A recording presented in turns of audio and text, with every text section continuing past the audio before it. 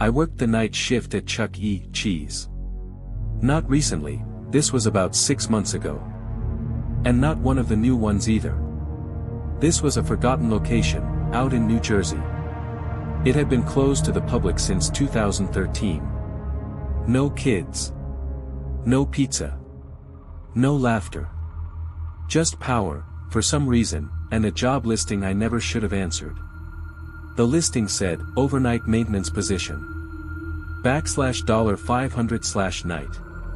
No prior experience required. I was 16. Desperate. Thought it'd be funny to check it out.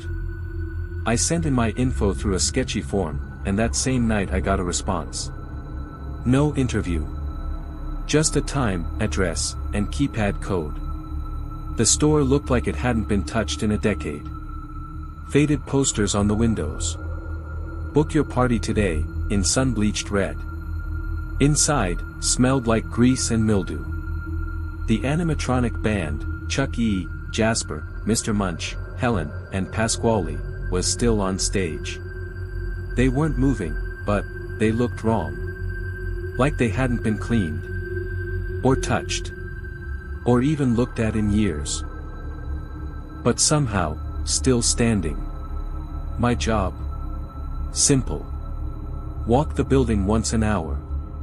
Make sure no squatters or vandals broke in. Stay in the manager's office. Log any activity.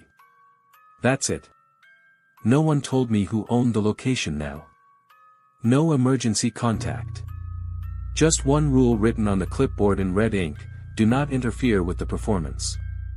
At 12:37 a.m., the stage lights flicked on. No music. No announcement. Just flickering lights and that slow mechanical hum. I walked out of the office and stood behind a row of booths. The animatronics hadn't moved, but I swear. Chuck E. was now facing me. I went back to the office. The camera for the showroom was frozen. At 2:11 a.m., I heard the ticket muncher. You know that loud, grinding noise when it eats tickets? That sound echoed from the prize counter, even though no one was there. I walked over. The machine was powered on. A single red ticket was sticking halfway out, like it had jammed. Written on it in Sharpie. Your turn. 3 a.m. I went to take my hourly walk. The lights were dim. Stage was off again. But this time, the birthday area was different. 6 party hats were lined up on a table. With plates. Cups. Balloons. None of it had been there before. There was also a cake. Half melted. Candles lit. And in the center, a plastic coin. The kind they used before the swipe cards. I picked it up. It was warm. I went to the stage. Chuck E.'s mouth was slightly open now. I checked the servos, still disconnected. I turned to leave. That's when the music started. Chuck E. says, "It's your birthday." It played slowly. Off pitch. Like a warped cassette. The animatronics didn't move. But the spotlight was now on the booth where I had been sitting earlier. And above it, the screen showed my name. In red. I ran back to the office.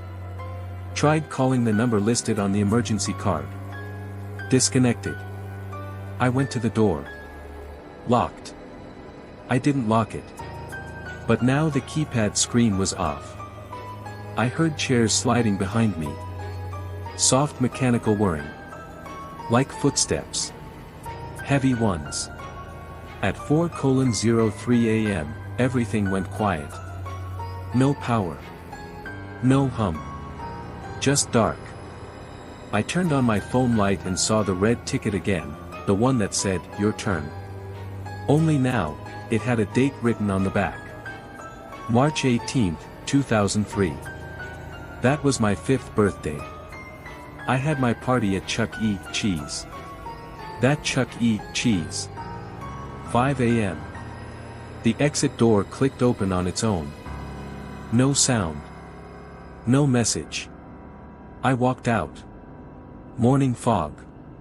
Empty parking lot. Car was still there. I got in. I drove. I didn't look back. I didn't even check if the building was still behind me.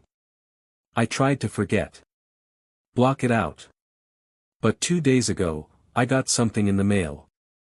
No return address. No stamp. Just a package. Inside. A VHS tape. Labeled. Chuck E. says, "Thank you for coming."